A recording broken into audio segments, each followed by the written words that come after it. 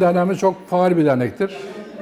Bizler 1988'den beri bu faaliyeti sürdürmekteyiz. Tabii Bursa Derneğimiz çok bu Kırım'a cami yapmıştır, talebeler okutmuştur. Bizim bir de Kırımlı Tatar derslerimiz 10 senedir devam etmektedir bu dernekte.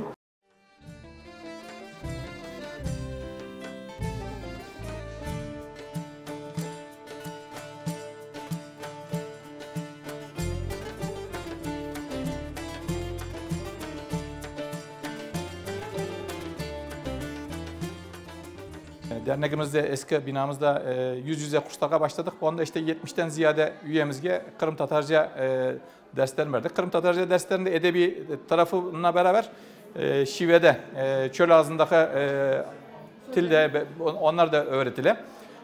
Sonrasında işte pandemiyle beraber 2020 senesinin başında pandemi olgan son biz artık insanlar dernekte katlaşamayan son Zoom programı üzerinden başladık. Kırım Tatarca işte çevrim içi kurslara başladık. Bunda da şu anda bu kurslara katlanan kişi sayısı bu sene başlayanlarla beraber 200'den ziyade kişi oldu. İşte hem yüz yüze hem de Zoom üzerinden olan programlarda Şemsi hocamızla beraber Şemsi hocamızın altyapısı zaten hazırlangan da Kırım Tatarca ders kitabı çıkarıldı. Kadınlar olarak kültürümüzü, dilimizi, adetlerimizi, örf ve adetlerimizi yaşatmak isteğimiz.